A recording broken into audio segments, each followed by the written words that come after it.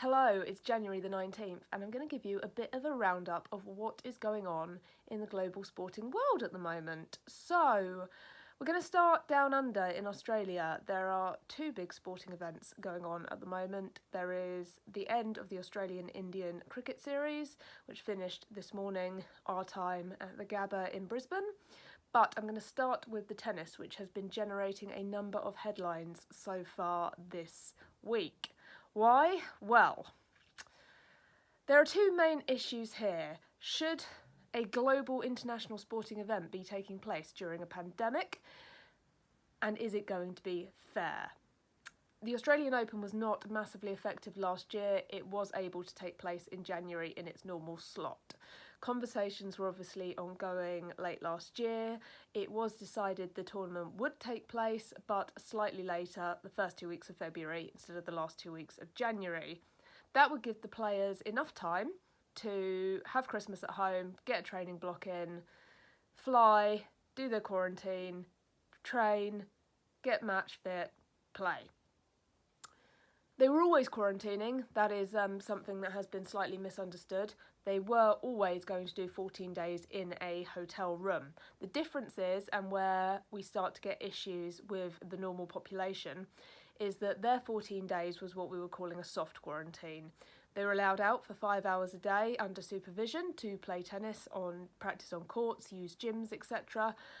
They had a food budget, so they weren't being forced to eat whatever the hotel was giving them. They're also staying in much nicer hotels than the quarantining public are. So far, so good. Let's be fair here. The governing bodies did everything possible to limit the danger of COVID, if that's the right way of saying it. Everyone had to have a test 72 hours before. Everyone had to fly on a chartered plane. The planes were only 25% full. We'll gloss over what that means for climate change. There were bubbles within the plane. Now, some players have said it's completely unfair. What has happened is there have been subsequent positive tests from certain planes. Every single individual on that plane is now in a hard quarantine. That means 14 days in their hotel room, no tennis courts, no outdoor gym, no face-to-face time with their coaches, etc. Is it fair? Is it not fair? Let's look at the first side of this, which is the pandemic side. Melbourne went into one of the longest, hardest lockdowns last year. Australia changed its strategy from flatten the curve to actually eliminating the virus, as New Zealand has done. It's had its borders shut to international travel ever since last March. It's only letting a certain number of Australians in per day, so a lot of Aussies cannot get home. Every Aussie who enters the country goes into a hard quarantine in a state-mandated quarantine hotel, which are not as nice as the ones the players are in. They're doing that to make sure there is not community transmission of the virus and to enable Australia's economy to recover and people of Australia to have a vaguely normal life, all of which is great. For those of us in lockdown making videos like this, that sounds pretty good. The issue, therefore, is a lot of Australians were already angry that a tennis event was taking place, which they felt was risky. They're very angry that 1,200 people have been allowed to fly into their country when perhaps their relatives and friends cannot get home. They're very angry that these players are getting this soft quarantine where they're allowed out. Now, the players have not helped themselves. What has happened is we've had these positive tests. The players involved on those planes are all now in this hard quarantine. There are 72 of them in total. Out of 1,200, I don't think that's bad, personally, in terms of the number of personnel. Everyone is bending over backwards for them. They have this food budget. They are being provided with free meals as well. The authorities are doing everything possible. They're getting exercise equipment, dumbbells, anything they want into their hotel rooms, which the general public do not obviously get. Now, the expression "a bad apple ruins the barrel" is kind of applicable here. A small minority of players have been massively complaining about this. They've said it's unfair, it's akin to prison, it's completely unjust. If they'd known, they would never have gone, etc., etc. We'll gloss over Bernard Tomic's girlfriend, who can't apparently wash her own hair. They were heading to a country that had an elimination policy on COVID. I'm sorry, but anyone with any degree of intelligence knew this was always potentially going to happen. I don't think that's rocket science. Also, they're in for 14 days. I'm not going to lie, that's incredibly tough mentally. I imagine it's very not great physically when you're about to play a Grand Slam tennis tournament. But they have 8 days recovery from the end of their quarantine to the start of the Grand Slam. They still have an opportunity to get match fit and get match practice in. The majority, it should be said, are sucking it up and getting on with it. We've got plenty of footage all over social media. They're hitting tennis balls against the wall, against the mattress, against the window. Not quite sure about that one. They're doing shuttle runs up and down by the bathroom. Heather Watson fantastically was using the hotel chair to squat with as a weight, etc. They are doing their best to get on with it. A few are complaining and are getting pretty short shrift in the media because they are coming across as incredibly entitled. The world is in a pandemic, people are losing their jobs, left, right and centre, and they're complaining that they can't play tennis for 2 weeks. I think that argument is pretty clear cut. Suck it up. You've gone to a country where elimination is the strategy. You're still going to get to play in the Grand Slam. Probably, as long as you don't test positive. Suck it up. The second issue, which is much more interesting from a sporting point of view, is the tournament now fair? Should the tournament take place when the competitors are having such vastly different build-ups? And it has to be said, the very, very, very, very top players are not in Melbourne, they're in Adelaide, they were invited to an exhibition, they're quarantined in different facilities, they have access to tennis courts, they are not involved in these planes that were contaminated by COVID. Was it ever thus? The top players already can afford better entourages, better physios to fly with their physios, more coaches, more facilities. They're already at an advantage. That's number one. Number two, yes, the 72 players are at a massive disadvantage, but every single sporting event that has happened since the pandemic started has not had a level playing field. Every single country has taken the pandemic slightly differently, has approached it differently, and elite athletes are at the whims of the governments in the countries they live in. So, for example, in Britain, where I live, in the first lockdown last year, in March, April, May, elite athletes did not have access to training facilities. So again, social media was full of them training in their back gardens, training in their houses. This time round, for example, they do. Elite athletes are allowed access to gyms which are shut for the public. Back to the tennis players.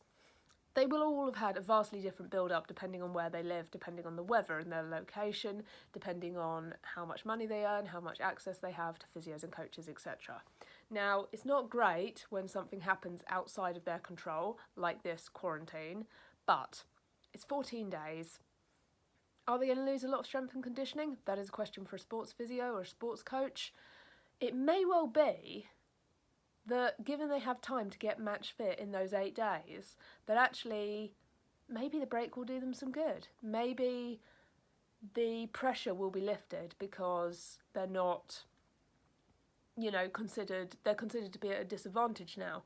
So maybe they'll go in all guns blazing, swinging freely, thinking if I lose, everyone's going to blame the quarantine, it's not me, happy days. We don't know. All we know is pretty much every sporting event right now is in the same boat. There are competitors that have been hit harder by this than others. Not to mention, there are global competitors, international stars, who've had COVID. We don't know enough about COVID or long COVID to know if that is affecting them. So far, we don't seem to have many professional athletes who've had long COVID, but again, could it rear its ugly head? It's a very tricky and nuanced discussion, and I'm very much giving you the 1,000-foot view, because there was a big discussion last year before the US Open because so many players chose not to travel. New York had been incredibly hard hit in the first wave of the pandemic. America, with the best will in the world, was not handling the pandemic that well. There was a lot of racial tension, there was a lot of political tension. A lot of players just didn't want to go. Their own countries were still in lockdowns, they might not have felt fit, etc. And there was a lot of discussion as to whether or not sporting events last year in 2020 would have an asterisk next to them. Because would they be forever be, that winner would be oh, but they only won because so-and-so wasn't there. There is always going to be an element of that. But if you flip that round, if the number 1 seed goes down injured a week before the tournament, if there's a bout of food poisoning at a certain hotel, as has happened in global sporting events, I'm looking at you, rugby, do we still put an asterisk next to those? Do we put an asterisk next to the 2005 Ashes because Glenn McGrath twisted his ankle? Do we put an asterisk next to the South Africa-New Zealand rugby match in South Africa in '95 when there was a bout of food poisoning? There will always be external factors that influence who does and doesn't attend a sporting event in peak condition. Obviously, the pandemic is quite an extreme example of this, but can we massively argue that now the Australian Open shouldn't take place because 72 players are at a disadvantage? No, in my book, you've moved heaven and earth to get the players there. Give them a chance to compete. Let's see, and who knows, maybe in 6 months' time we'll have an award-winning hotel quarantine workout video from one of them. Maybe one of them will end up winning. We don't know, because the tournament hasn't happened yet. But from what I can see, the governing bodies have done everything possible to minimise the chances of an outbreak. They've done the chartered planes, they've done the tests, they've done the due diligence. It was always going to be hard in an international sport where players were coming from all over the world. If you compare this to something like Formula One, which was the first international sport to come back, Formula One has 10 teams and 20 drivers. The majority are based in Europe. The majority of the personnel are based in Europe. As much as it is a global sport, the people flying in from left, right and centre are the journalists and the media, and they were all banned. Very, very, very few were allowed in, and they were only allowed in with negative tests every few days. They completely upended their schedule. They stuck in Europe, where they knew they could travel around easier and test easier. They didn't go to Melbourne. Melbourne, interestingly, was scheduled to be the first race on the calendar in March. It has already been canned and pushed to November. Now, F1 doesn't want to head there. It was a joint decision. It is a different conversation to the tennis. The track has to be built, it's in a park, all the teams have to fly in their cars, their facilities, their garages, etc. It's a huge global effort. It is not just moving physical human beings and their tennis rackets. It's different. So, am I surprised Formula One's gone from Melbourne in March? No. Am I surprised they're pushing ahead with the tennis? Also, no. We are in a pandemic. We need things to look forward to. We are all stuck at home. Sport is more than just a few people hitting a ball with a tennis racket. It is inspiring, it is exciting, it is entertainment, it makes a lot of people very happy.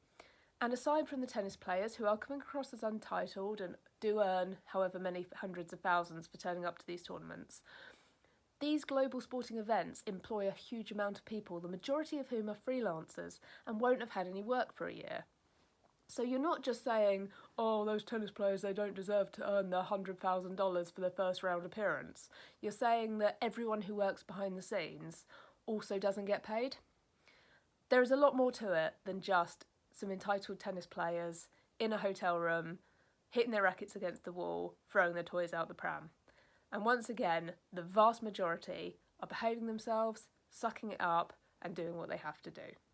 For me, it's not the ideal preparation, but if the tournament goes ahead, if at the end of 2 weeks we get 2 really good finals, we get 2 really good champions, I'm not that unhappy with that. By far and away, the worst case scenario would be a COVID outbreak in Melbourne City, linked back to the tennis. That would be unforgivable, and that would have huge ramifications on the world of sport.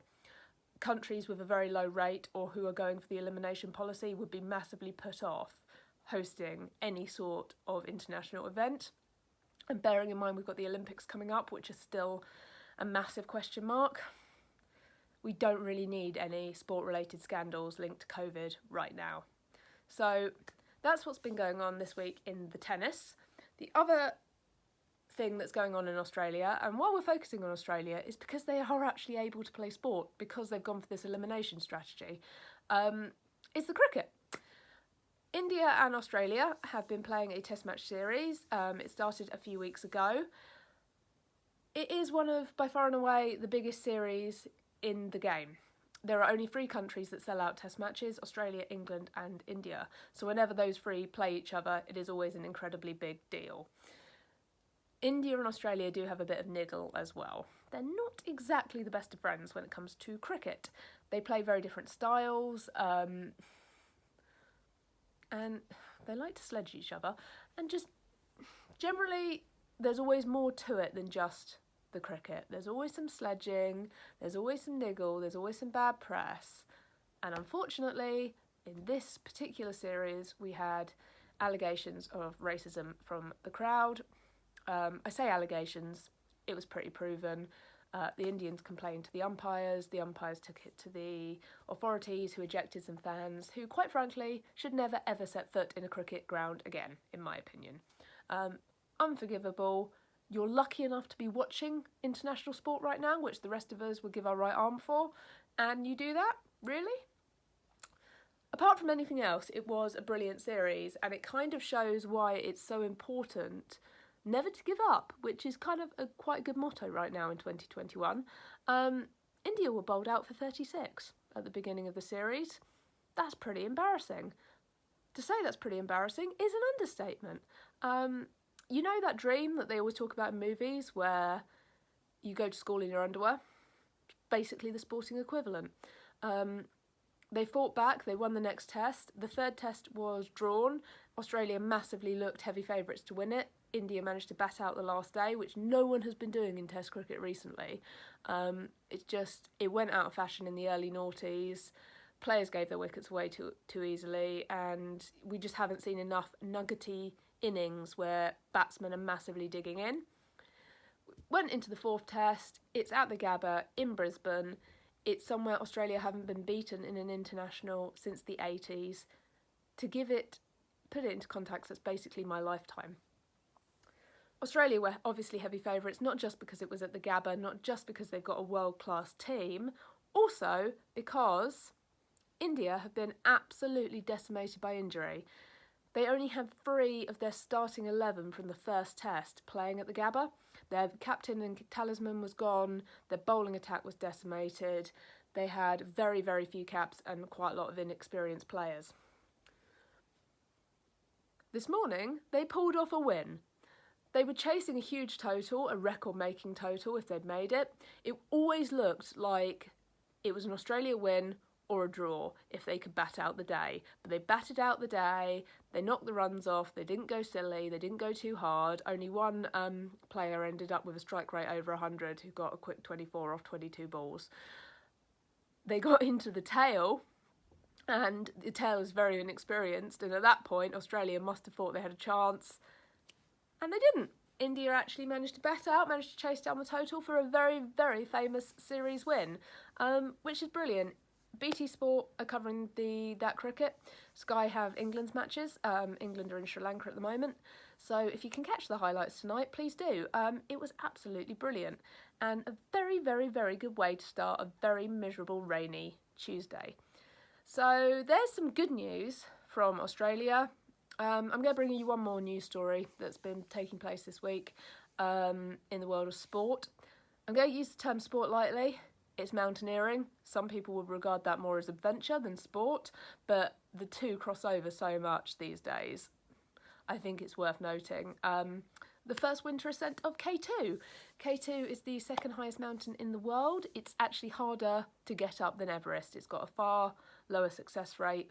Fewer people have stood on the summit of K2 than have been into space, to give you some perspective. It has a much higher death toll than Everest.